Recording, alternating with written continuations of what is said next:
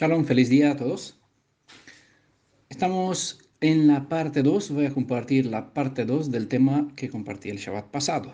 El Shabbat pasado les hice una presentación sobre la historia, bueno, un breve bosquejo de la historia de los primeros reyes de Israel. De hecho, los dos primeros que reinó sobre un reino unido, ¿vale? Porque Israel tuvo muchos reyes, pero sobre un reino donde todos los 12 tribus han estado unidos, solamente hubieron tres reyes, ¿vale?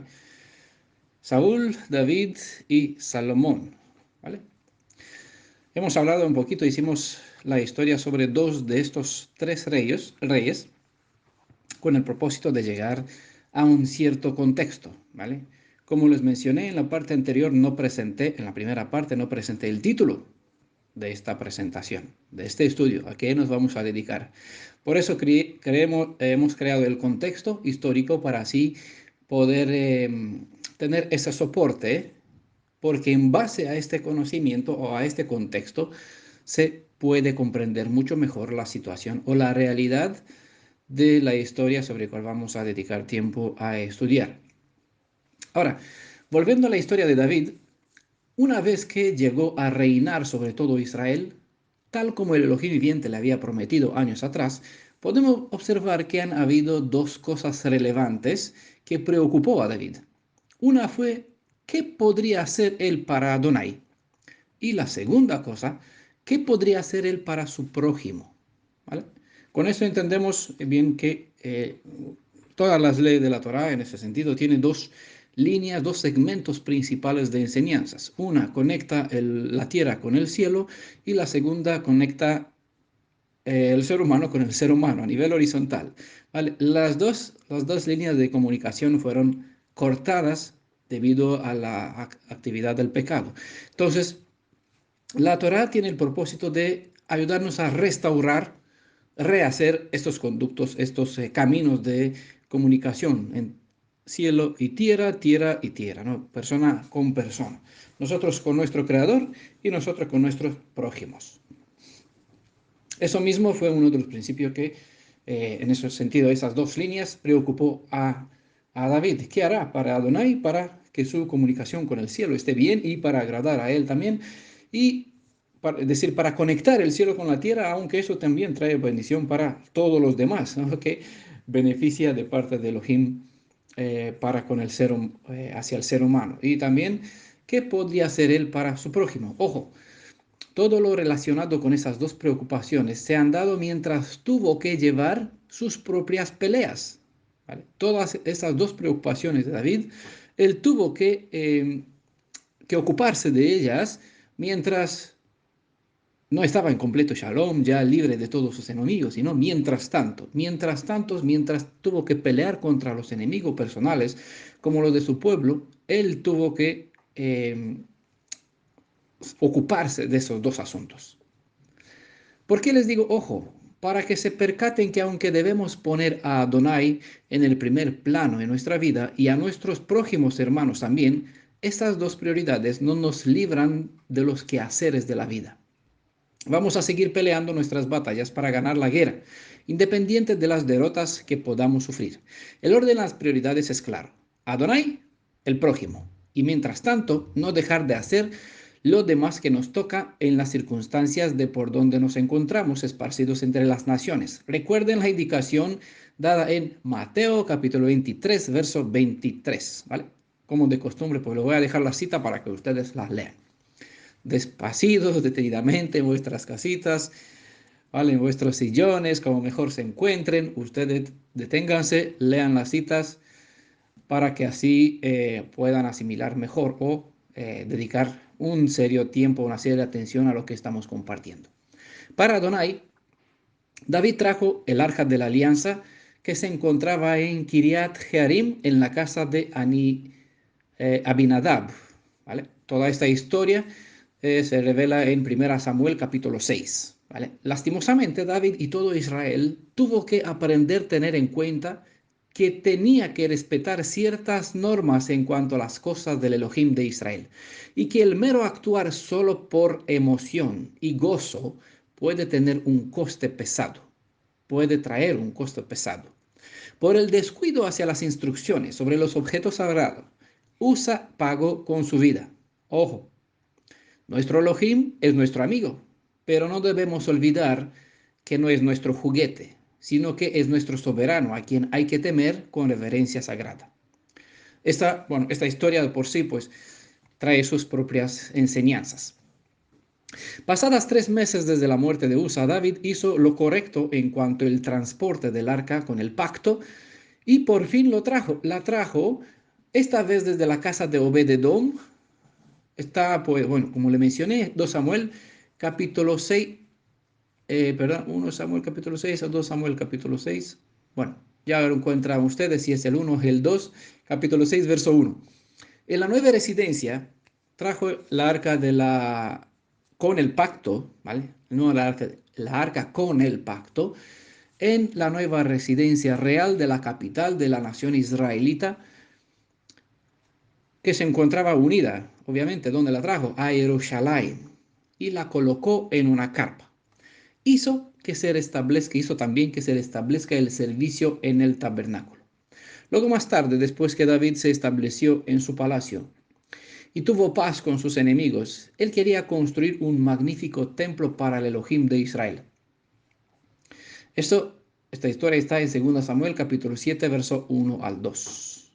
Así que antes de su muerte comenzó a encargar los materiales para que su hijo Salomón pueda construirle un templo digno para él. Es curioso que al preparar este estudio, al escribir estos detalles, ya saben que esta presentación tendrá su guía, se va a quedar por escrito para los que les gustan leer más que escuchar. Eh, claro, al preparar este material para compartirlo con ustedes, mientras estaba escribiendo precisamente este detalle, me di cuenta que aún este orden de las cosas trae de por sí revelación espiritual, lo que hizo David. A veces es imposible no asombrarse uno de cuánto contenido se oculta tras aparentes hechos que son ya historia para nosotros, ¿vale? Nosotros leemos la Biblia, la historia de David que sacó el, la arca que contiene la alianza de un lugar, la llevó al otro, se quedó aquí un tiempo, 3 meses, otra vez la llevó en Jerusalén, aquí, bueno, se quedó en una carpa, después le construyó una morada estable, permanente. ¿Por qué? Porque obviamente en las circunstancias de viajar de un lado a otro sin tener una capital estable, pues una carpa era un lugar idóneo para el transporte, para la mudanza. Pero ya estar Israel una nación estable, unida, fundamentada, con una constitución, con un reinado, con una capital, ¿no? Ya se dedicó a construirle un templo estable. Eso fue el pensamiento de David cuando dijo, a ver, tengo morada en una casa, estoy viviendo en una casa de cedro, de ladrillos, buena, de mármol, y el símbolo del más preciado del pueblo de Israel en una carpa. No es posible. Entonces, aquí le vino el pensamiento de edificar un templo eh, estable. Así que antes de su muerte comenzó a encargar los materiales para que su hijo Salomón pueda construirle un templo digno para él, para el Elohim de Israel. Eso fue su pensamiento para Adonai, para el Elohim de Israel, y se dispuso en ese sentido, accionó como tal.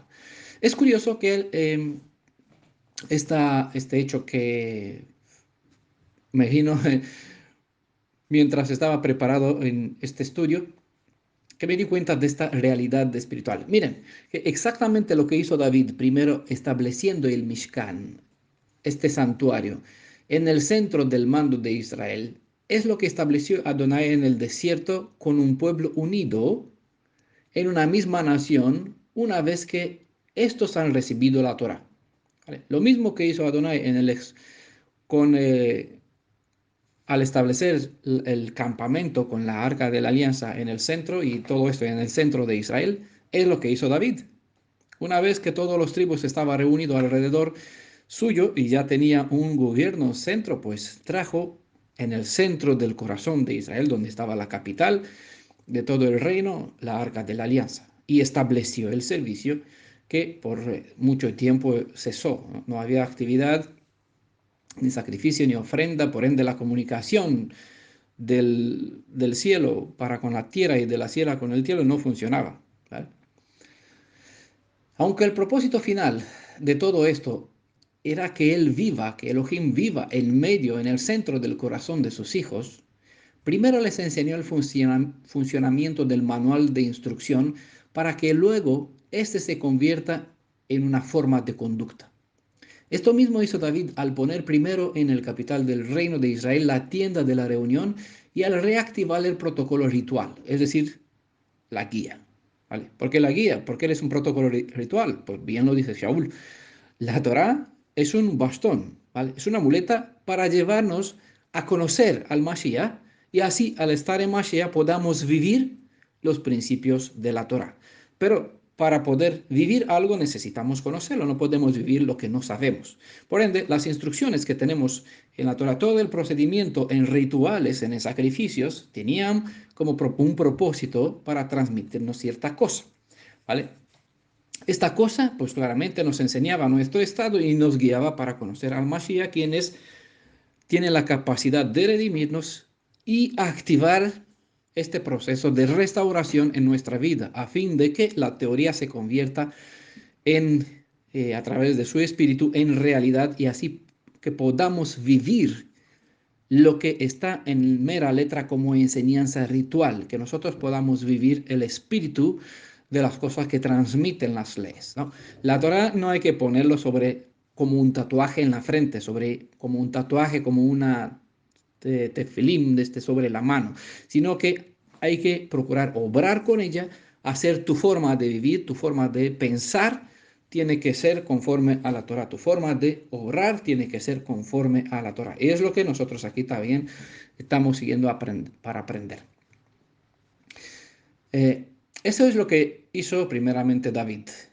Al poner en su capital la tienda de reunión y al reactivar el protocolo ritual, a lo que hemos dicho, para que funcione nuevamente la comunicación entre la tierra y el cielo. Restauró el sistema levítico, ¿vale? En el estudio sobre el libro de Osea, de Zacarías, hemos visto que el propósito del sacerdote es conectar o transmitir desde la tierra al cielo la necesidad del ser humano, y el propósito del profeta es transmitir desde el cielo o traer desde el cielo para el ser humano lo que el ser humano necesita. ¿Vale? Ese es el funcionamiento de los dos brazos, ¿vale? De ese sistema, las dos piernas, si se pueden ver así, sobre cuál, los dos pilares sobre cuál se edifica o todo el sistema de enseñanzas del pueblo de Israel. Ese es el camino. Luego David, una vez que trajo la tienda de reunión después de un tiempo, David construyó el templo en piedra, ¿vale? Luego David construyó el templo en piedra, de modo como una nueva alianza pondrá, de modo como Elohim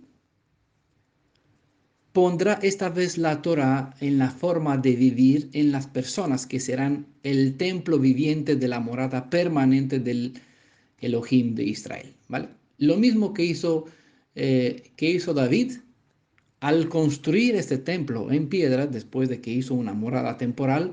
Adonai nos dio una guía, unas normas en papel, ¿vale? Y escritas en piedra también las condiciones de su parte con cuales compromete.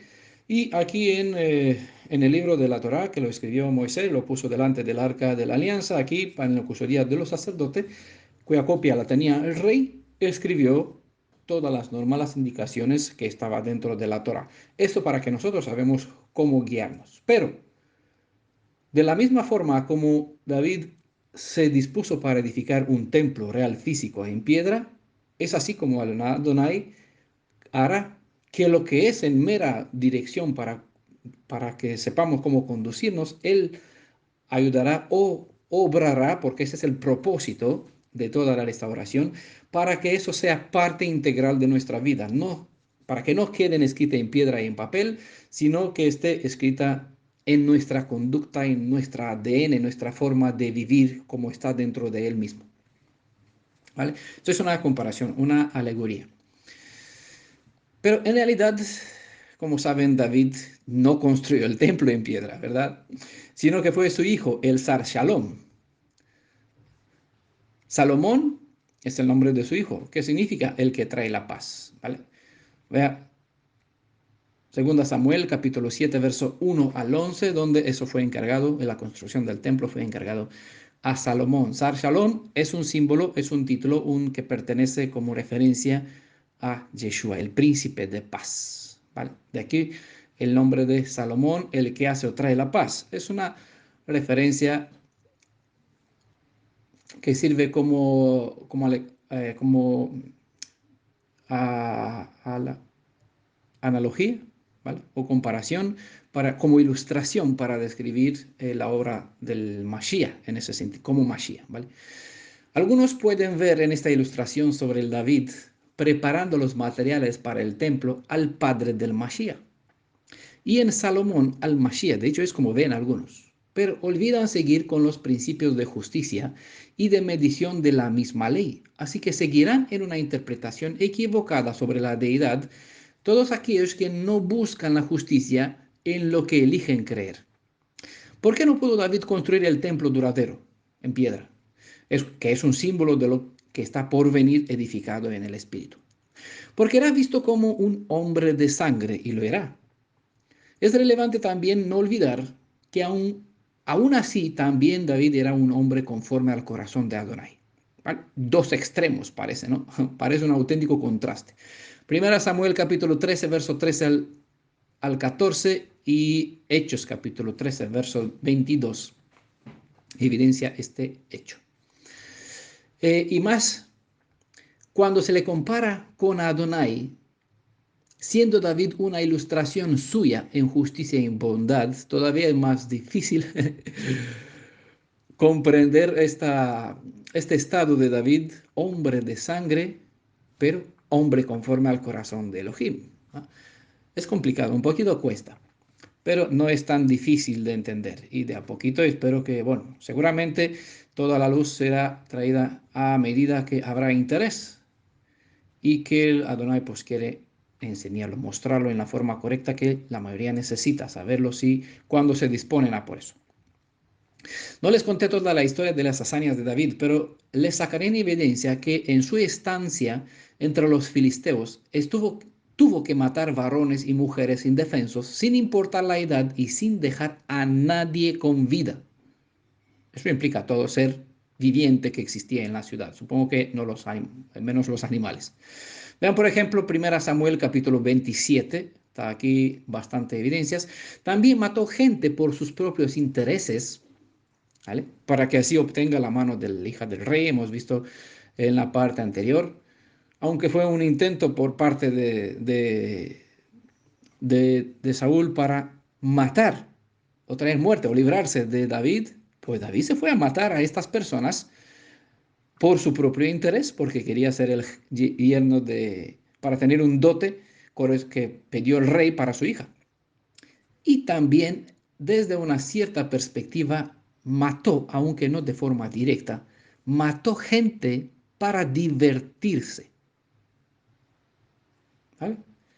Segunda Samuel, capítulo 23, verso 14 al 15. Hay aquí una ilustración bastante complicada para entenderla, cómo es posible jugar así con la vida de la persona, ¿vale?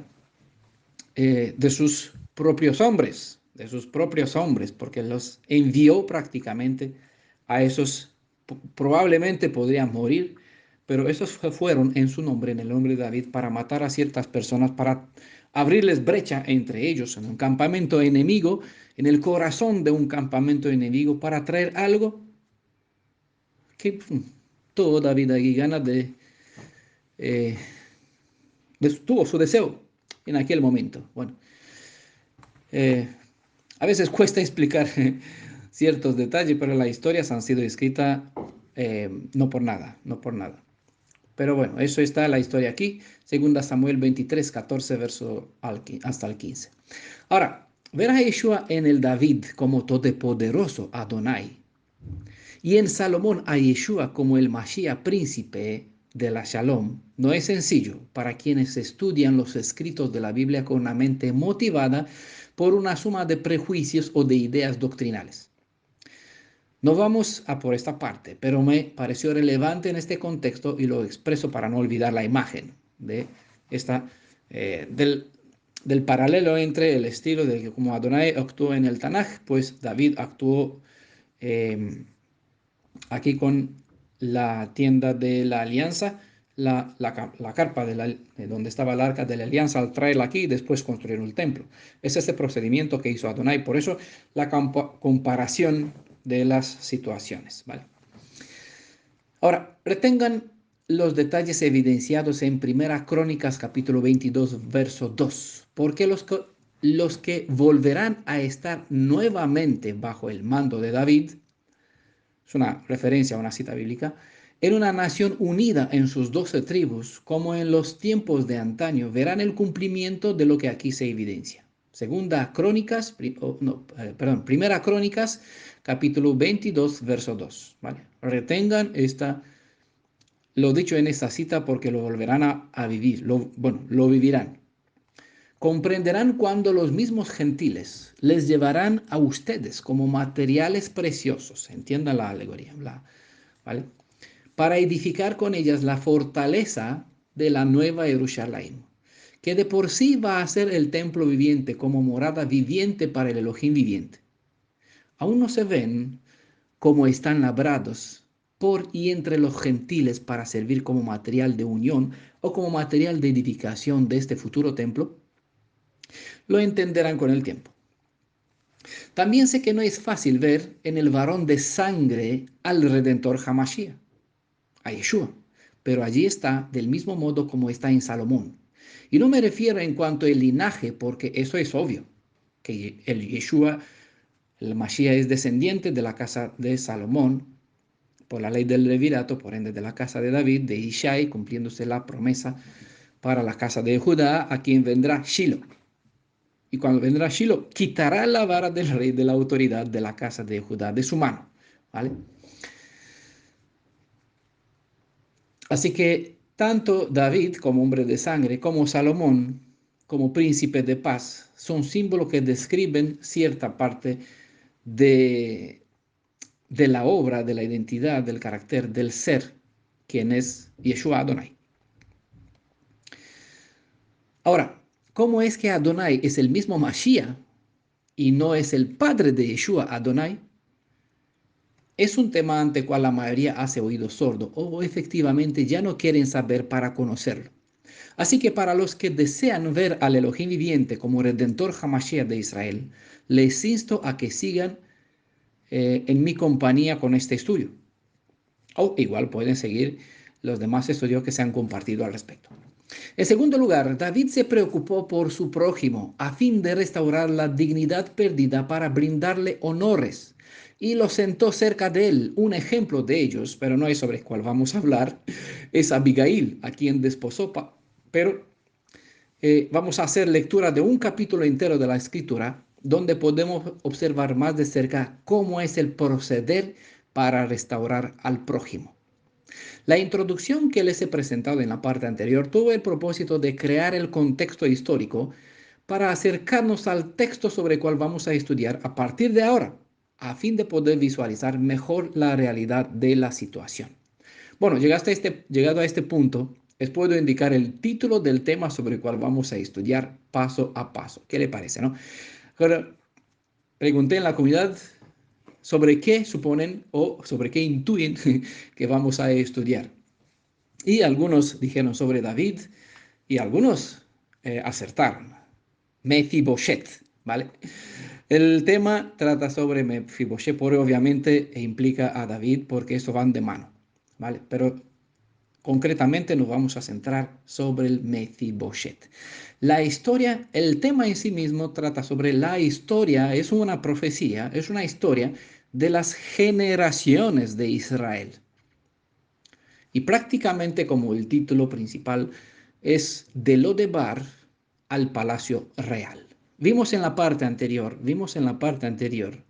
que este muchacho, Mefiboshet, a sus 5 años, de vivir en un palacio, pasó a vivir en Lodebar. ¿Vale? No es esto la parte sobre la cual vamos a estudiar, pero le vamos a dar su debido tiempo. Mejor nos vamos a centrar en cómo pasar de Lodebar al Palacio Real, porque indicar un problema no es difícil, es fácil. De hecho, por excelencia, el diablo lo hace. Ahora, indicar el camino o la restauración o dar una solución, salir de lo tuyo para extender una mano a restaurar, a hacer algo a favor de otro, sacar de lo de bar para vivir en Palacio Real. Es aquí el poder de la redención y por eso nos centramos a ver en esta historia de las generaciones de Israel, en esta historia de la vida de Mefiboshet, la historia de las descendencias de Israel y del ser humano que se encuentra en su situación y cómo se puede pasar de lo de Bar a un palacio real. Bueno, sobre este nombre lo de Bar vamos a hablar a su debido tiempo cuando llegará el momento. Ahora, el texto central sobre el cual vamos a estudiar se encuentra en 2 Samuel, ya lo mencioné la vez anterior, sin decirle cuál es el tema del estudio. 2 Samuel capítulo 9 y vamos a ver todos los versos, ¿vale? Son 13 versos en total, vamos a dedicar tiempo a todos. Así que los voy a leer ahora para tener aquí el contexto. Tuvimos en la parte anterior el contexto histórico de la sucesión real del poder en Israel. Y ahora vamos a ver el contexto de la vida de este varón, Mefiboshet, ¿vale? Dijo David, verso 1, de 1 al 3, voy a leer rapidito aquí. Ustedes pueden leer despacito. ¿Ha quedado alguno de la casa de Saúl a quien haga yo misericordia por amor de Jonatán? Bueno, les leo de la edición Reina Valera, ¿vale?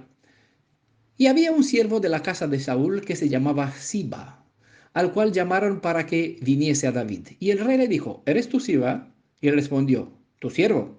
El rey le dijo, ¿no ha quedado nadie de la casa de Saúl a quien haga yo misericordia de Elohim? Y Siba respondió al rey, aún ha quedado un hijo de Jonatán lisiado de los pies. Entonces el rey le preguntó, ¿dónde está?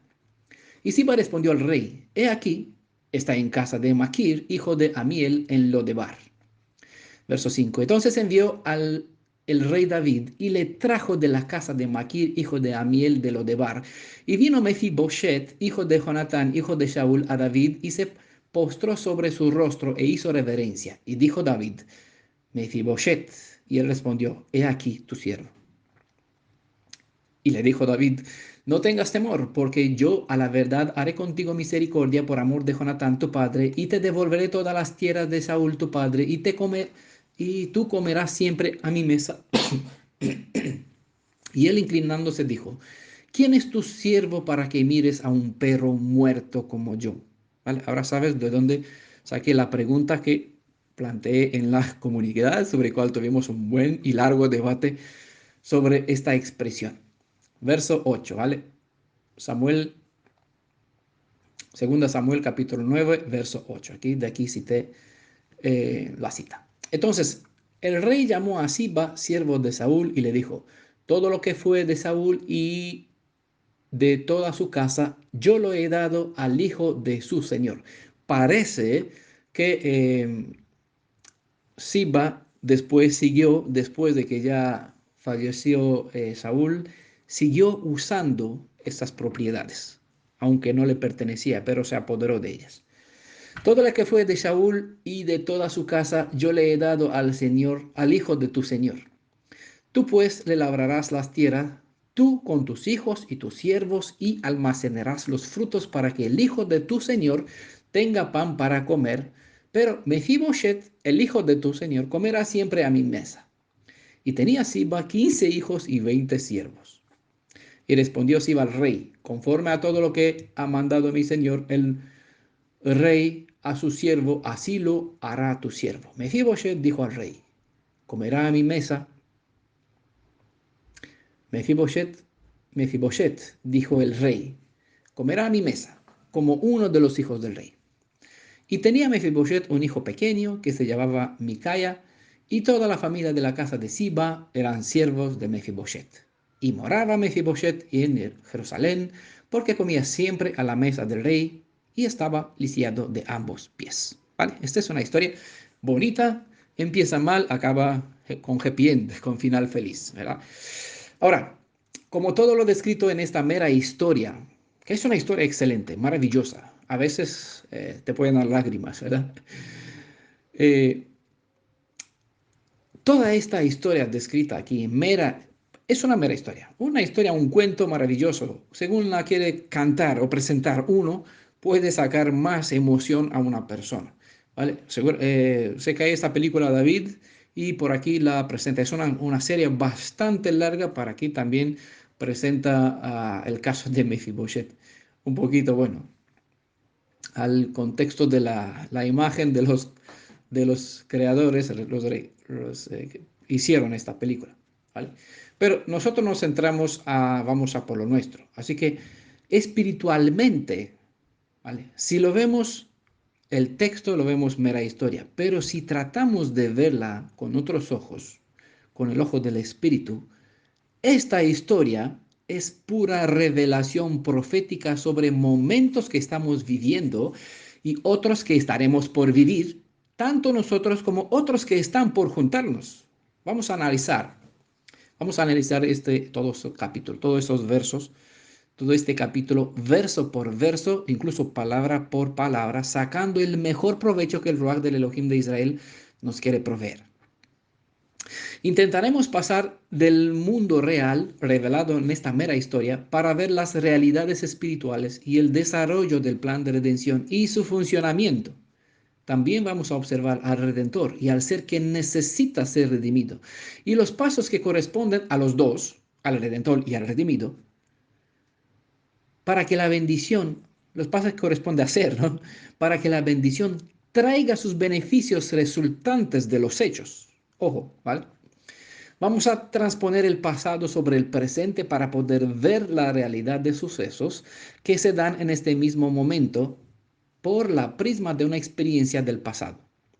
Ciertos aspectos revelados en esta historia tienen una proyección atemporal para la cual se necesita una visión en el espacio-tiempo para poder seguir los eventos. En este instante, no sé si podré poner en palabras todos y cada uno de los detalles que he entrevistado o si se dice bien, ¿no? Sí, los detalles que he visto a lo largo de que he leído esta historia. En esos tres versos citados y por eso os ruego a ustedes también que pidan, como yo también, al Ruach, al Espíritu de Yeshua, para que inspire, guíe, provee lo necesario para nuestra enseñanza. Ya saben, como le mencioné, creo que unos 5 o 7 años que llevo de año en año, me vuelve a venir en la cabeza, en la memoria, esta ilustración, esta historia, ¿vale? Entonces, hoy llegó el momento para darle curso y soltarlo, a ver qué va a hacer. No sé, no, todavía no tengo ya toda esta historia ya desarrollada, preparada, pero aquí vamos en ocasión, parte por parte, presentarla a medida que eh, Él nos guiará. Espero que puedan seguirme en el uso de las analogías, porque este capítulo es sobrecargado de comparaciones. Tienen el derecho de poder opinar que lo que presentaré solo es una interpretación, pero dejemos que el tiempo pruebe todo, ¿verdad? Es una señal en la ley. Igual, si logras ver la realidad a través de las comparaciones que mostraré, me gustaría recibir al menos tu amén después de escuchar. Si no quieres dirigirme alguna palabra más, pues al menos puede decir amén, ¿vale? Si sobre todo entenderás las maravillas que aquí espero compartirte, para alabar al Elohim viviente por lo que te regala. Bueno, es lo suyo, alabar al Elohim viviente por lo que se te regaló. Y espero que actúes conforme a lo que irás aprendiendo. Convierte en tu manera de actuar lo que el Ruach te enseña esta vez, en esta ocasión. Bueno, como he dicho, como estamos haciendo de costumbre en la serie Profecías al Día, sabes que tomamos verso por verso y tratamos de explicar, es lo mismo que vamos a hacer en esta ocasión. Principalmente pensaba dividir todos esos capítulos en dos secciones, pero ya ven, eh, todavía estamos a 34 minutos desde que empecé a hablar y no hemos empezado el estudio propiamente, ¿vale? Así que es imposible el pensamiento que tuve.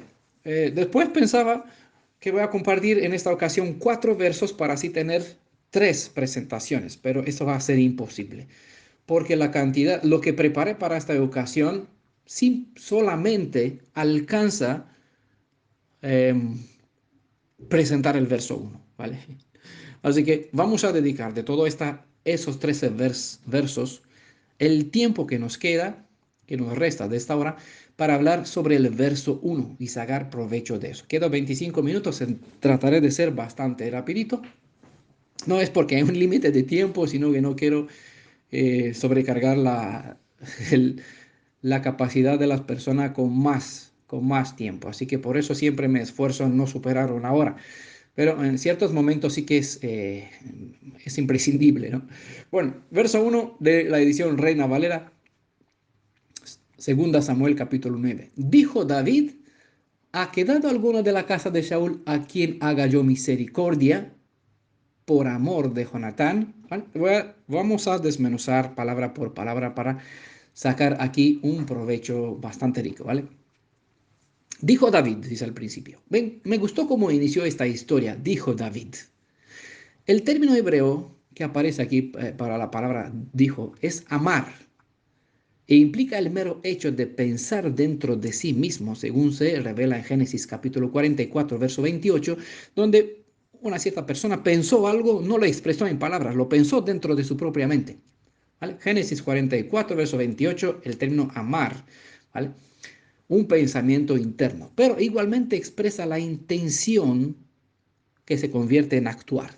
Éxodo capítulo 2, verso 14 es aquí otra cita donde se convierte en acción el pensamiento, ¿vale? Toma acción, toma iniciativa, se convierte en hechos, amar.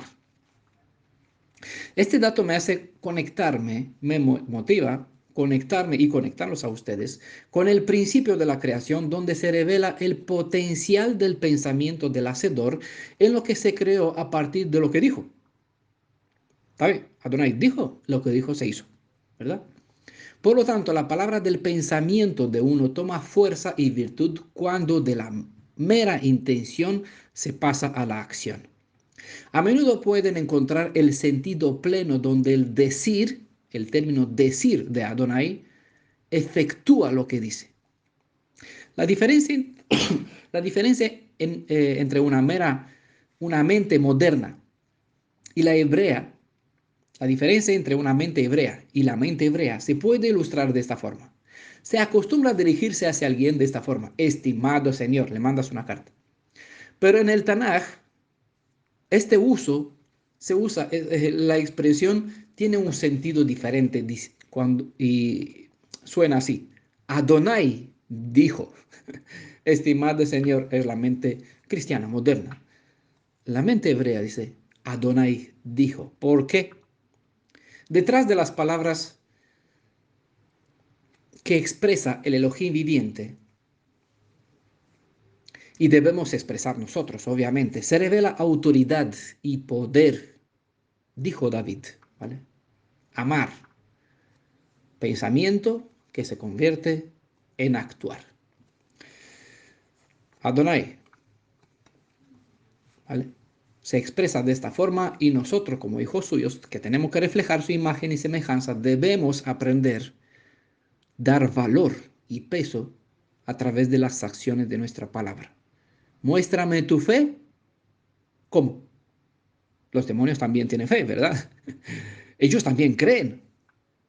Y más, temen, tiemblan, pero no obran en virtud de la fe que tienen. ¿Vale? Muéstrame tu fe en o a través de tus hechos. ¿Vale?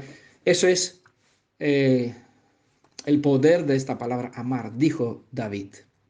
El poder de la palabra del Elohim viviente, de lo que él expresa y debemos expresar nosotros, se revela, eso revela autoridad y poder. La palabra que se usa en nuestro contexto antes de nombrar a David es amar, dijo David, amar.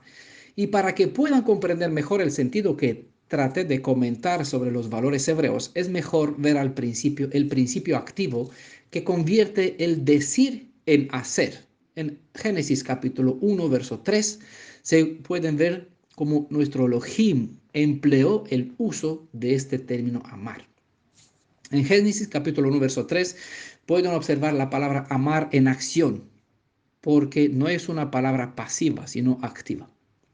Desde otra perspectiva, sabemos que aunque por mucho tiempo no se ha visto en acción el amar, es decir, de la palabra de nuestro Elohim, en todo su poder. En Amos capítulo 3, verso 7, declaró que él no hace nada antes de revelar a sus siervos lo que estará por hacer. Así que envió su palabra, como por ejemplo mediante esta historia, la que estamos estudiando, para que comprendamos su debido proceder sobre nosotros en la historia del tiempo en cual vivimos. ¿Vale? Vimos la primera palabra, la segunda es el nombre, David.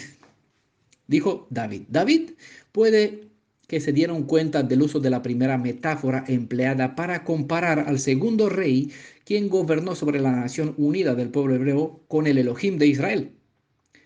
Dijo David, entonces expresa el pensamiento del Elohim viviente convertido en la acción que vamos a ver. ¿Vale? David igual Adonai. Metáfora.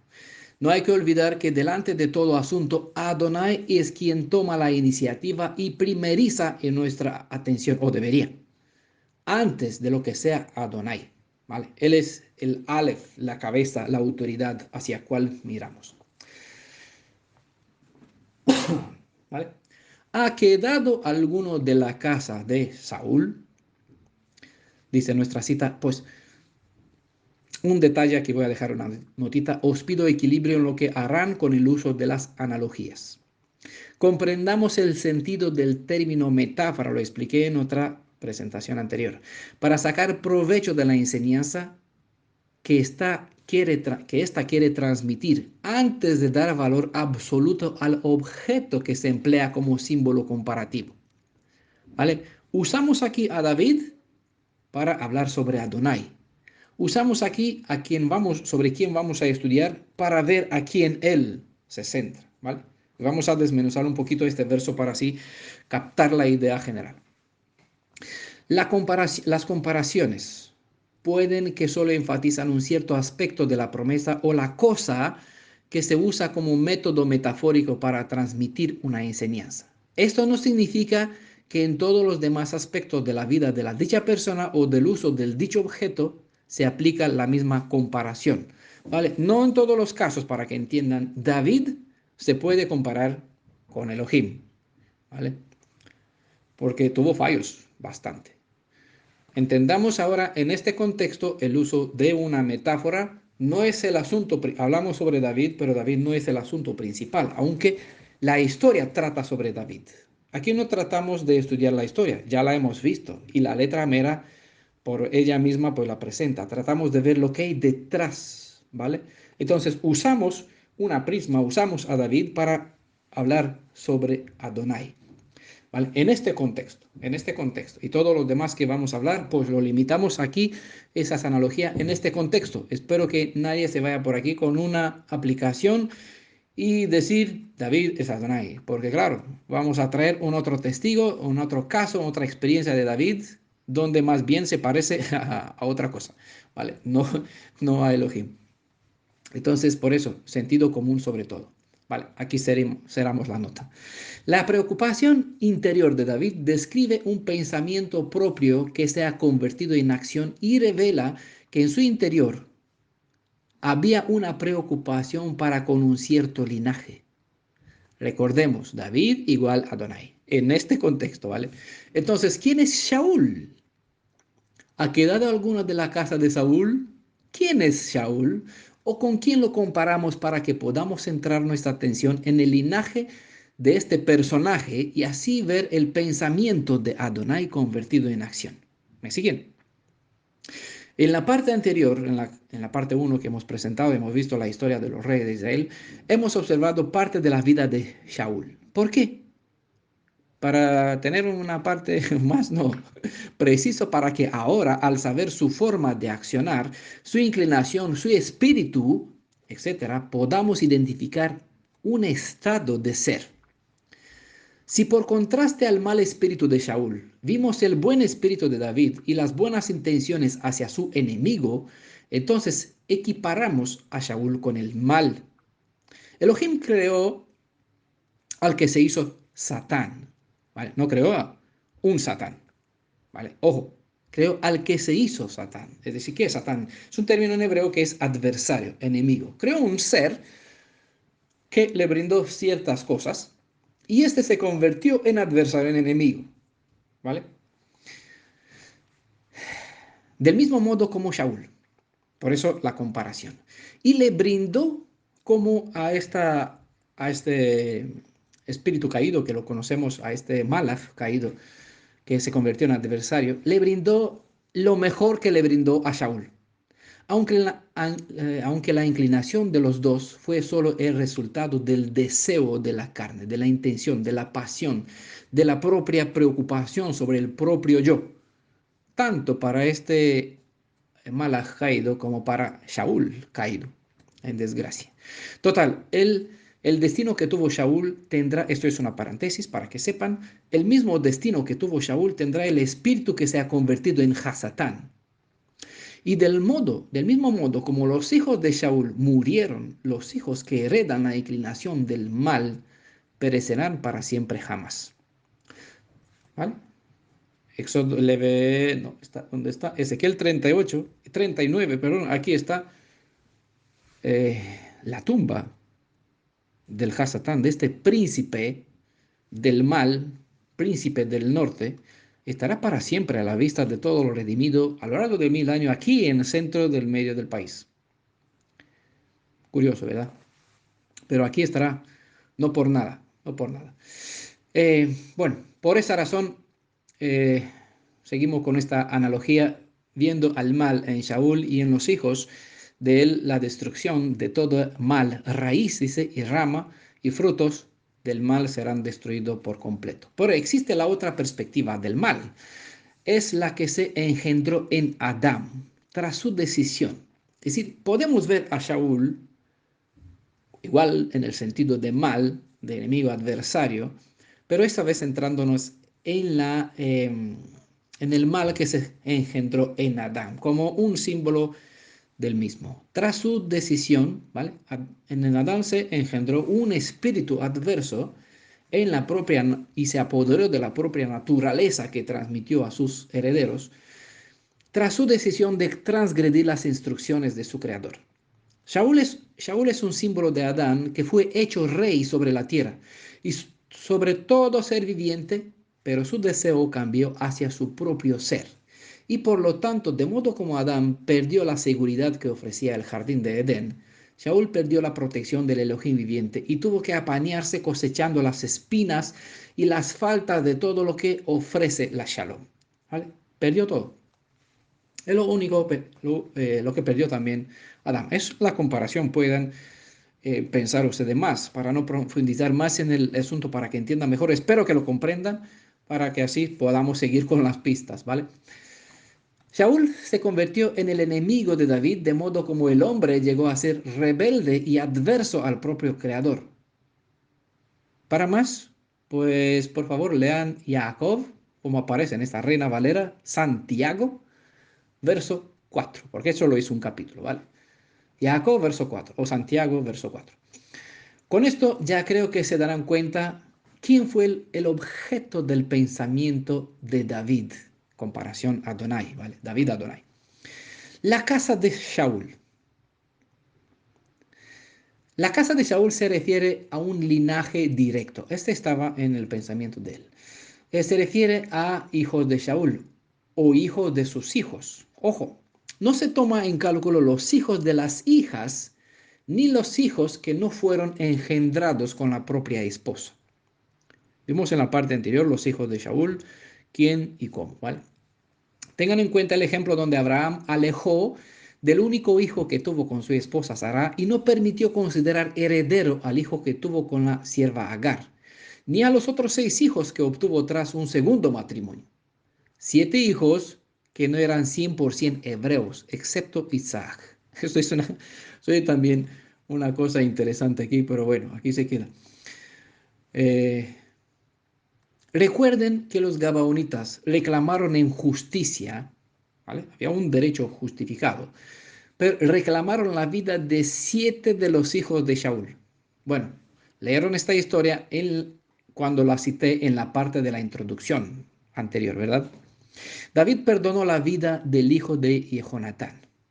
En aquel momento hemos visto las citas que en aquel contexto con los gabaonitas David perdonó la vida, es decir, pasó por alto la vida del hijo de Jonatán de Mefiboshet.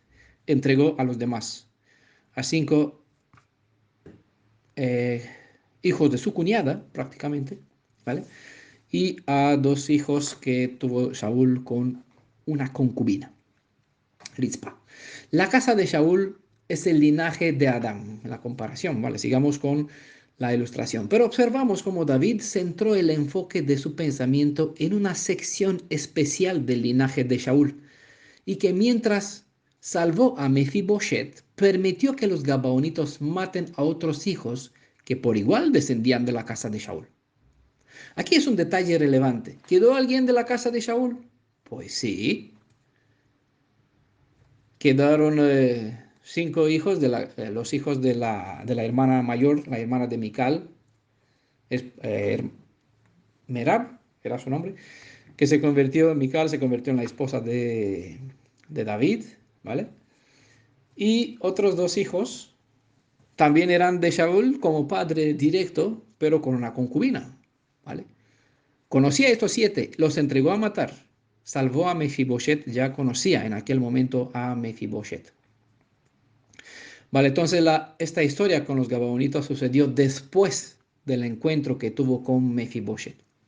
Aquí es un detalle relevante. Y aunque el Elohim viviente es imparcial hacia algo, hay algo de por medio que condiciona al Elohim para ser parcial en ofrecer su misericordia.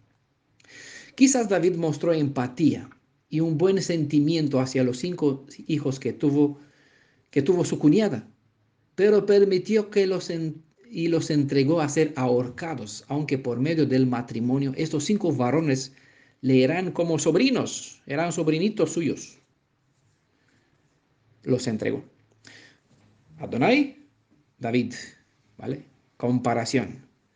Aquí todavía funciona este principio porque revela cierta parte del carácter del Elohim de Israel en hacer diferencia, aunque su amor, como dice, como igual en el grupo se hizo en el grupo Mi Redentores Yeshua, aquí en esta congregación internacional, tuvimos cierto debate sobre sobre ciertos términos hebreos. Este asunto nos ayuda a comprender por qué, eh, nos ayuda a comprender qué es pensar, nos ayuda a comprender que a pesar de que el Elohim viviente es puro amor, como decía que se expresó en el grupo, algunas personas dijeron así, es un concepto que existe, que es verdad. ¿Ah? Es verdad, ojo, es verdad. Adonai, el Elohim viviente, es puro amor, pero ese puro amor en la esencia de su ser, en la esencia de su ser, hay algo que condiciona, o mejor dicho, que centra el fuego de este amor hacia ciertas personas, linaje del mismo Adán. Y aquí en esa ilustración de la vida del pensamiento de David, se revela este detalle. Porque aunque él es puro amor y tenía empatía con sus sobrinos que eran, y los otros dos hijos parientes bueno, también eran hebreos, parte de su pueblo, los entregó a muerte. Aquí se apagó su misericordia para con ellos. Su puro amor no pudo salvarlos de la mano de los gabaonitas. El pensamiento interior de Adonai, revelado en el deseo de David, es hacer bien. Es amor, ¿verdad? Mostrar misericordia al linaje de Adán. ¿Quién es Adán? Saúl. ¿Quién es Saúl y Adán? Pues inclinación al mal. Un espíritu adverso a Elohim. Aún así, el amor, la misericordia de Elohim es mostrarle amor a estas personas. Es precisamente lo que hizo David para con Saúl. Yo no levanto la mano contra él. Podría matarlo, destruirlo. Era su enemigo, su adversario. No lo hizo en 2 ocasiones. tuvo la oportunidad de quitarle la vida y aún así, con sus propios soldados expertos en el arte de la guerra, podrían destruir todo el ejército de Shaul, de Israel. Pero por algo se evidenció el carácter de David aquí para ilustrar y poder comprender este amor y justicia, este equilibrio de poderes sobre el Elohim viviente. A quien haga yo misericordia, dice nuestra cita, por amor de Jonatán. Creo que, bueno, como le he dicho, usé la edición Reina Valera para estas citas que aquí dice por amor a Jonatán, ¿vale? Que haga yo misericordia por amor de Jonatán, por amor a Jonatán. El caso es que el texto hebreo no menciona la palabra ahavá, que significa amor, sino otra palabra que significa a causa de, o debido a, o siendo el motivo. Algo siendo el motivo o algo siendo la causa, algo debido, en este caso Jonatán. A causa de Jonatán o debido a Jonatán o siendo el motivo Jonatán. El término en hebreo es abur. ¿Cómo se puede observar en Génesis capítulo 12, verso 13? Bueno, aquí pueden observar el sentido de esta palabra abur, que se muestra no por amor, sino a causa o debido o siendo el motivo. Hay varias citas, le di un ejemplo, Génesis 12, 13, para que puedan observar que no es ahavá, sino que es a causa de, que se puede presentar eso de forma claro, porque amaba, pero no ese es el sentido más correcto. Entonces, la misericordia de David quería hacer al linaje de Shaul, que David quería hacer para el linaje de Shaul, venía debido a una causa o debido a un motivo relacionado con Jehonatán, ¿vale? Son puntos, detalles importantes. Entiendan bien estos detalles porque así comprenderán cómo es el Elohim de Israel. Si bien lo conocen, entonces bien podrán comprender sus enseñanzas y obviamente bien lo podrá presentar. En hebreo está la palabra Gesed, a quien haga yo misericordia. Gesed es bondad, es amor constante, misericordia, fidelidad, ¿vale? O igual se puede decir devoción. Dado el contexto, entendemos que el deseo de David en hacer Gesed, en realidad era mostrarle la fidelidad hacia Jonatán debido a un compromiso previamente hecho a favor de él. Por eso Gesed en este caso es fidelidad y se muestra a través de un amor constante. Y igual se puede presentar como un amor. Gesed básicamente es amor constante, ¿vale? ¿Qué nos revela estos detalles? Que aunque el ser humano se hizo enemigo del Creador, entre el linaje del ser humano hubo algunos con quienes él se ha comprometido con fidelidad. ¿Con qué? Con Gesed. A fin de mostrarles que un amor constante. ¿A quién prefigura entonces Jonatán? Si David es Adonai y Adam o el mal, incluso Hasatán, puede ser Shaul, ¿quién es Jonatán? De Adam Shaul se han desprendido dos líneas de personas. Mientras una línea buscó estar unido al Elohim de Israel, de modo como el hijo de Shaul, Jonatán, procuró estar íntimamente unido al ungido del Elohim viviente, la otra línea, o los otros hijos de Shaul, se alejó cada vez más de él, como fue Ishbaal, hemos visto, ¿no? Estas dos líneas se pueden rastrear en dos descendientes de Caín y los de Set, ¿vale? En el caso de Adán, o comparando con Shaul, Jonatán y Ishboshet, ¿vale? Dos líneas, bueno, todos los demás hermanos juntos. Y Jonatán mostró la inclinación espiritual que reveló Set, quien ocupó el lugar de Abel. Los hijos de Set buscan al Elohim viviente como Jonatán lo hacía. David mostró una misma actitud hacia Jonatán como hacia su padre Shaul. Pero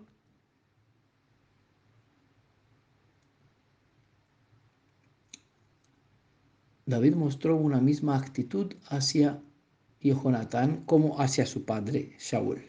Pero mientras uno supo sacar provecho, Jonatán supo aprovechar, el otro, Shaul, desaprovechó esta misma buena disposición, buena actitud. Y en varias ocasiones vimos en la parte anterior que incluso Jonatán trató de hacer recapacitar a su padre que David no era su enemigo y que vea que David aún así se comporta bien con él y no le responde con el mal al mal, sino haciéndole bien y favor todavía.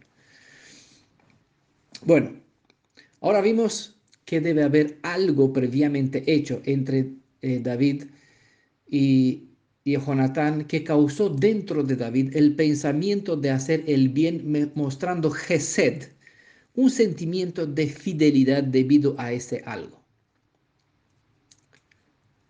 Y de modo, eso lo quería decir, me olvidó, del mismo modo como David mostró una misma actitud con Jonatán y con Shaul, el Elohim viviente mostró una misma actitud hacia Adán, como hacia todo su linaje, mas no todos los hijos de Adán respondieron favorablemente ante él. ¿Vale? Shaul no respondió como Jonatán, y Boshet o los demás hijos no se acercaron a David del mismo modo como lo hizo Jonatán. ¿Vale? Por eso la comparación, espero que siga en el curso de la historia. Bueno, este algo es también lo que motiva al Elohim viviente convertirse en nuestro Redentor, y debido a este algo, Él muestra misericordia. Pero vimos al escudriñar la historia que la buena amistad entre David y Jonatán los llevó a los dos a hacer una alianza que no estaba limitada al tiempo presente de su presente, sino que fue establecida para siempre. Una de las promesas dentro del pacto de David con Jonatán consistía en mostrar misericordia a sus descendientes. Y es aquí donde la memoria del pacto fue el motor que impulsó a David a actuar en consecuencia. ¿Vale? Él mostró Gesed en base a qué? A algo que previamente fue hecho. Este hecho, este algo fue el motor que impulsó a David a actuar en consecuencia, convertir un pensamiento en hechos. Y Jonatán había pedido a David lo siguiente. Bueno, pueden, lo cité antes, 1 Samuel capítulo 20, verso 13 al 17, en parte está este contrato que hicieron los dos. Cuando Adonai Elohim de Israel destruya de la tierra uno por uno a los enemigos de David, ¿sabe que esto involucraba a su padre, que era enemigo de David? No elimines, es decir, sé que tú reinarás, en otras palabras, después de mi padre, no yo. Yo si viviría, porque lo pone en el contexto, si seguiría con vida aún, que le muestre misericordia. Y en todo caso, si él no iba a ser, no iba a vivir, no elimines para siempre tu misericordia de mi casa, traduce aquí. Otro dice, tengan en cuenta mi descendencia. Eso es la cual hace referencia, no elimines para siempre tu misericordia. Es decir, no apartas, no olvides este juramento, esta alianza que hicimos para tener siempre delante de ti misericordia para la descendencia de mi casa, para dejar que mi nombre, traduce en otros, se puede traducir, que mi nombre no perezca de Israel, que se guarde en memoria del nombre de Jonatán. ¿Cómo? Pues obviamente en tener descendencia, en tener la linaje. La palabra hebrea Gesed se refiere a un amor leal, amor del pacto, amor de pacto. Esta misma palabra se usa para singularizar el amor leal del Elohim viviente para con el pueblo con quien ha establecido una alianza. David, cuando tuvo el problema con los Gabaonitas, pudo entregar a muerte a otro descendiente de la casa de Saúl con quien no había establecido ninguna alianza, y con razón tuvo que proteger a Mefiboshet. Vea 2 Samuel capítulo 21, verso 7. Aquí él salvó la vida de Mefiboshet. ¿Por qué? Porque con su padre hizo una alianza. No hizo una alianza con los hijos que Shaul tuvo con Rizpa, ni con los hijos de Merabi, su cuñada, que tuvo. Bueno, ojo a este detalle porque no sé si se han dado cuenta qué valor tiene estar o no en la alianza con el Elohim de Israel. Eso lo digo para las personas que todavía no están sumergidas en el nombre de Yeshua, no forman parte oficial, no están bajo la autoridad de la alianza, bajo las obligaciones y tampoco pueden reclamar las bendiciones que ésta trae. Al no estar bajo la alianza, al no tener un contrato con Jonatán, Jonatán, en este caso, no está en este contrato, no hay nada quien pueda impedir que no sea entregada tu vida a los Gabaonitas. Vale, entiendas la, esta alegoría. Jonatán y David hicieron un pacto de amistad y de paz que continuaría a través de sus descendencias para siempre, como se menciona en el verso. Bueno, la historia está, mejor véanlo ustedes, 1 Samuel capítulo 20, verso 14 al 17 y el verso 42. Si no fuera por el pacto que el Elohim viviente hizo con Adán en su debido momento, y si no fuera por los demás pactos que vamos a ver, que se establecieron con el ser humano, no habría nada de por medio para que impida al Elohim de Israel, y aquí entienda la metáfora, no entregarnos. No hay nada que impida al Elohim de Israel no entregarnos en justicia en las manos de los Gabaonitas para ahorcarnos. No sé si entienden. Y me refiero a esto para las personas que no están, que están pendientes ahí aquí, en la comunidad, más de 20 personas, que prepararon, recibieron la información, estudios sobre el significado de la Tevilá y todavía en demora. Deben entender que en este instante no hay nada que impide al mal no destruirlos. Puede hacerlo. Y Elohim no no puede defenderlos porque no tienen sellado ninguna alianza. Bueno, creo que lo expliqué en los estudios y lo que les compartí en el grupo Tefilá Beshem Yeshua, pero cada uno está en su libre albedrío de decidir. Uno será beneficiada como Mefiboset debido al pacto que hizo su padre y al disponerse a seguir los pasos, o al no estar en el pacto, pues verán naciones en el mundo destruidas. Y entenderá entonces por qué Adonai dijo también, daré naciones por tu vida, porque tú estás en el pacto, y pueblos para salvarte. ¿Vale? Bueno, por eso digo, del entendimiento claro de esas afirmaciones, puedan traer luz a otras enseñanzas que hay por la Biblia. Cuando David llegó a reinar sobre todo Israel, no se olvidó de su pacto con Jehonatán, aun cuando éste ya estaba muerto. ¿Qué importancia tiene eso? Pues la misma, porque el Elohim de Israel no olvidó la alianza, las palabras, el compromiso que él hizo con nuestros padres.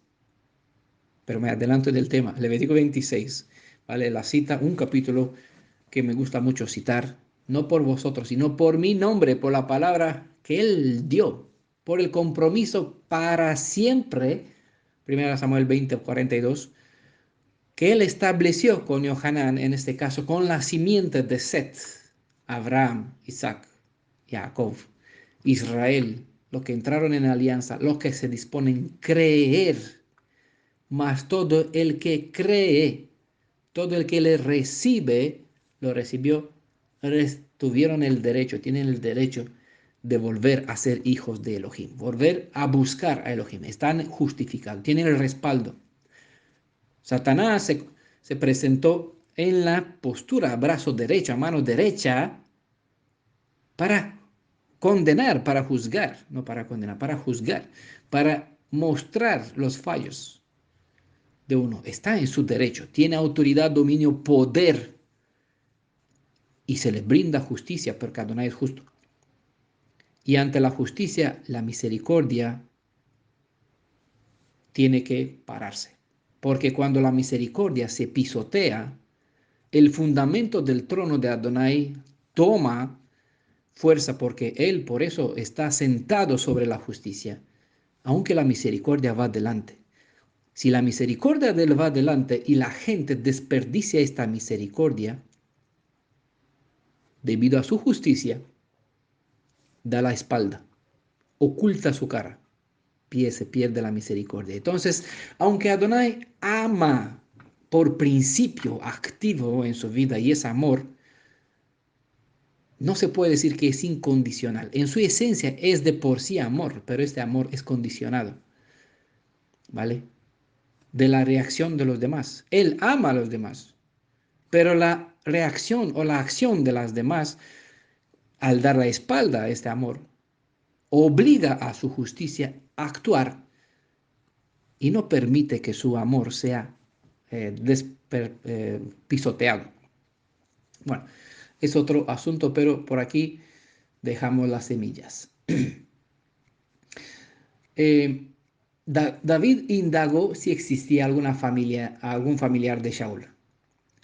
Más específicamente, David deseaba saber si existía algún hijo de Johanatán. No se interesó por la familia, a ver los hijos, porque a ver, él no sabía de Isboset. Se reveló recientemente, no sabía que hay más pretendentes al trono que podrían reclamar. Bueno, eso no podría, que eran hijos de segunda y los otros no tenían linaje, eran hijos de la hija, no podrían reclamar. ¿Vale? Específicamente él se centró después de la muerte de Isboset, cuando vino su sentimiento en su pensamiento, en su mente, se centró si hay alguien de la casa de Jonatán, ¿vale? Cuando él preguntó, ¿alguien de la casa de Shaul? En su mente estaba enfatizada, bueno, centrada en el hijo en la existencia de Jonatán, si le quedaba algún hijo, a quien David pudiera mostrar bondad debido a la alianza que estableció con su amigo. Un pacto es una obligación legal. Es una promesa que obliga a las partes a mantener fidelidad hacia el compromiso mediante el cumplimiento de las condiciones. ¿Vale? Sé que tienen que meditar a estas palabras porque hay muchos malos conceptos sobre lo que es alianza. Veamos 7 alianzas que las escrituras nos las revelan y recordemos que con cada alianza se ha dado una señal. Aunque hay otros pactos por la Biblia, los siguientes involucran el Elohim viviente y el hombre. ¿Vale? Por eso menciono 7 que son relevantes.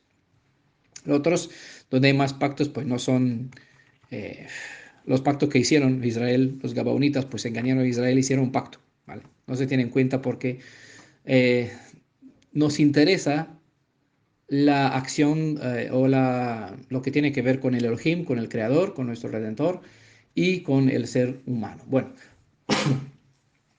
la primera alianza que hizo Elohim con el ser humano está en el Edén, Génesis 3, capítulo 3, verso 15. La promesa es que habrá enemistad entre la simiente del mal y los hijos y los que buscan la paz, es decir, entre los hijos del Elohim viviente y los hijos del Elohim de este mundo. La señal, todos los pactos tienen una señal. La mujer tendrá como señal el dolor del parto y se mantendrá sujeta a su esposo, ya que aquí se dividió, eran dos al principio, pues para los dos se dejó una señal.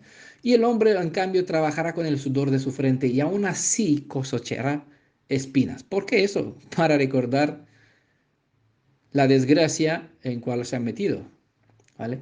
Y no olviden por aquí anhelar el deseo de la esperanza en cuanto a la redención, ¿vale?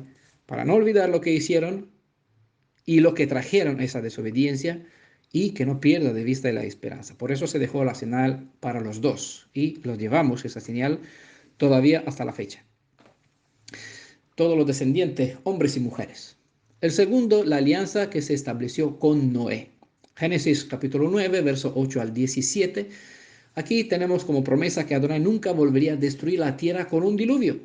Y como señal se puso el arco de 7 colores en las nubes. El tercer punto es la alianza establecida con Abraham.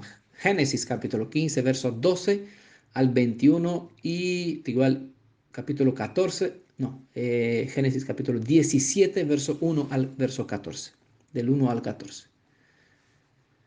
La promesa es que los descendientes de Abraham llegarían a ser una gran nación. ¿Con qué fin? Para que sean ellos muchos. No, con el fin de llevar la luz a todas las demás naciones. Si ellos se mantendrían aquí, obedientes a las condiciones de la alianza, obedientes a Elohim, traerían vida a las demás y las naciones del mundo tendrán un ejemplo o alguien que le muestre el camino para que igual puedan ser redimidos. Como señal se dejó la circuncisión en la carne. De aquí un mal concepto sobre el pacto del Brit Milá. No existe un pacto del Brit Milá. Existe un pacto con Abraham cuya señal es la circuncisión. Entiendan de una vez eso, ¿vale? No es Brit Milá, eso es un mal. Brit es pacto o alianza. Milá es circuncisión en el prepucio de la carne. No existe el pacto, no se hizo Adonai. Todo el pacto tiene condiciones y tiene compromisos. Y en cortar un prepucio no existe ni condición, ni bendición, ni promesa, ni nada. ¿Vale? Es señal de algo, es señal de un compromiso, de un pacto, de una alianza. Lo importante no está la señal, lo importante es el compromiso. La señal o el señal tiene peso debido o recibe peso, recibe fuerza o virtud debido al poder que reside en el pacto. Punto 4. Cuarto ejemplo, la alianza con Israel en Monte Sinai. Éxodo capítulo 19, verso 5 al 6. Bueno, por aquí. La promesa es que Israel sería el pueblo escogido por el Elohim viviente, una nación santa siempre que mantengan su parte del pacto. Como señal recibieron Shabbat. Shabbat es la señal de la alianza que se estableció con Israel. Por esto Shabbat y sábado no es lo mismo, porque sábado no tiene una alianza. El sábado no contiene una alianza entre el Elohim viviente y el pueblo de Israel. El sábado que guarda la iglesia adventista, por ejemplo, o los pentecostales o bautistas del séptimo día, y otros, hay por aquí otros que guardan sábado en el imperio cristiano, no tienen una alianza establecida, porque esta alianza no se hizo con el adventista, con bautista, el pentecostal, quien sea en el mundo, se hizo con la nación Israel. Y esta sí queda por siempre, porque no es algo que lo hizo el hombre, lo hizo Adonai, el Elohim viviente, con el hombre. Y aquí hay compromisos de parte de cada uno. Uno para guardar la Torá, y obviamente el cristiano dice, nosotros no, la Torá para Israel. Pues con razón, Israel tiene la Torá porque con él se hizo una alianza. Israel está comprometido, obligado, se obligó a guardar las condiciones que le corresponden. No en los 10 palabras que se mal conocen como los 10 mandamientos, sino en las decenas, cientos de ordenanzas que está en la Torah. Ese es el compromiso de Israel por su parte. Y Elohim tiene sus 10 palabras hacia el pueblo que tiene que cumplir para con el pueblo que se mantiene obediente. ¿Vale? Como señal de este compromiso se dejó Shabbat. Shabbat, señal del compromiso de la alianza que el Elohim viviente estableció con Israel, con ninguna otra nación en el mundo. Y a ninguna otra nación en el mundo se le fue entregado una Torá, porque la Torá incumbe a Israel como parte del compromiso. Y vimos, si las demás naciones gentiles, quien sea, desean compartir, vivir la Torá, pues deben hacer lo correcto, lo que corresponde a la justicia, ser parte integrante como Ruth de este pueblo, ¿vale? Aquí ya hemos estudiado en otros tiempos, en estudios anteriores. El que desea puede bucear en nuestro canal de YouTube en Defensa de la Verdad para ver más, o en el grupo de Facebook en Defensa de la Verdad, donde están todos los PDFs archivados. Aquí pueden descargarlos libremente, ¿vale? Punto quinto, el quinto ejemplo, la alianza con la casa de Aarón. Números capítulo 25, versos 10 al 13. La promesa es que los descendientes de Aarón deberían ser sacerdotes para siempre. Como señal, las casas de Leví fueron dejadas sin herencia en Israel. Ellos no recibieron porción de tierra y fueron diseminados entre los tribus de Israel. Habían levitas y sacerdotes por todos los tribus hasta el momento de la división de los dos reinos, en dos reinos. El sexto punto, la alianza establecida con David, 2 Samuel capítulo 7, verso 13 y 2 Samuel capítulo 23, verso 5, ¿vale? La promesa era que el Redentor de Israel, entre ellas,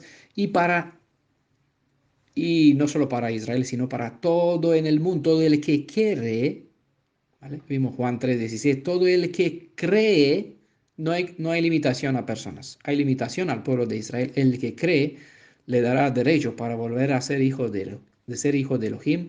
Y en el mundo, el que cree, el que escucha, que venga, que beba gratuitamente. ¿Vale? La promesa para David era que el Redentor, el Mashiach, el que fue prometido al principio, volvemos al punto 1 y conectamos con Adán y Eva, se le prometió un redentor, pues esta simiente de la redención vendrá mediante el linaje de David, ¿vale? Vendrá a través de la descendencia de David. A señal, pues David no edificará el templo, sino su hijo. Claro, para David esto fue una cosa real. Para nosotros, que vivimos después, que leemos la historia, lo vemos cumplida como señal y todo no llama el templo de David, aunque prácticamente deberían llamarlo el templo de David, porque él planeó, planificó, estableció, trajo, preparó, mandó cartas, ordenó el sistema del peso, los materiales, los arquitectos, los cantores, el servicio espiritual de dentro, de fuera, todo. Salomón efectivamente tomó lo que preparó David y lo edificó, ¿vale? Puso por obra. Eh, bueno, es una ilustración. Punto 7, la nueva alianza que se encuentra en Jeremías capítulo 27, verso 31 a 40 y se cita nuevamente en el libro de los Hebreos, capítulo 8, versos 6 al 13. La promesa es que la restauración completa, tanto para el alma como para el cuerpo, está disponible para que el ser redimido pueda volver a estar en la condición de Adán antes de su pecado. Como señal es la tefila. Podríamos decir el compartir el pan y el vino también aquí como símbolos y el lavado de los pies, porque recuerda la muerte y la resurrección de Yeshua y esto es un símbolo del poder de lo que experimentamos y está por vivir, porque la bendición eh, de esos símbolos pues nos desconecta del mal y nos conecta a la fuente de vida. Bueno, hay mucho aquí, pero bueno, particularmente todo esto, principalmente todo eso se encuentra dentro de lo que llamamos la inmersión, el bautismo. Antes de concluir con el verso 1, ya nos acercamos a una hora y media, quiero resaltar un punto bastante importante. Las personas más apropiadas para mostrarles bondad muchas veces no se encuentran sin buscarlas. Así que David lo pensó, pero ¿qué hizo con el pensamiento? A veces podemos tener buenos pensamientos e incluso buenas intenciones. Es decir, podemos tomar en cuenta la palabra amar y quedarnos con el pensamiento, algo que tengo interno en mi mente. Pero ese tiene dos aspectos, que igual se convierte en acción. Se puede presentar un pensamiento que se convierte en realidad, se vierte en hechos. Lo vimos en la acción de Elohim. Dijo y se hizo lo que hizo. Así que podemos tener buenos pensamientos e incluso buenas intenciones. Pero si no convertimos estos pensamientos en acción, no vamos a gozar en ver cumplido nuestro buen deseo, ni vamos a traer bendición a nadie, mientras que los necesitados seguirán a la espera de quienes les muestre la misericordia, es decir, Gesed.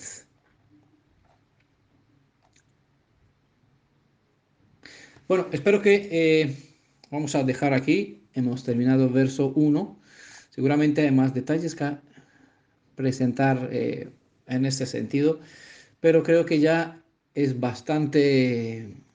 fue bastante fructífero, provechoso toda esta presentación y es suficiente para el día de hoy. Pero que, como he dicho anteriormente, que saquen provecho y que apliquen. Porque recuerden, hay bendición para el que escucha, para el que lee y pone por obra. Hay tres fundamentos, tres bases, tres pasos, tres escalones, tres peldaños que uno tiene que escalar, tres cosas que uno puede hacer para que reciba la bendición. ¿Quiere ser bendecido para bendecir? Sigan las indicaciones y si es necesario vuelvan a escuchar. De todas formas, todo eso lo van a tener por escrito, así que pueden aprovechar leer. Pues que tengan shalom hasta la próxima ocasión. Vamos a seguir con el verso 2 a ver si podemos alcanzar a por más para así no alargar demasiado la presentación de todos esos 13 versos, pero lo vamos a seguir dando todos. Bendiciones en el nombre de Yeshua, sea que Él conceda, de hecho, esta bendición a todos los que se disponen a caminar para juntar el deseo con la acción, el pensamiento con la acción y convierte en hecho lo que tiene o lo que se sembró dentro de su corazón como buena intención. Shalom a todos, que la paz del Elohim de Israel, la bendición del Padre de Yeshua esté también con todos nosotros, con todos los que escuchan o leen lo que aquí presentamos. Shalom a todos.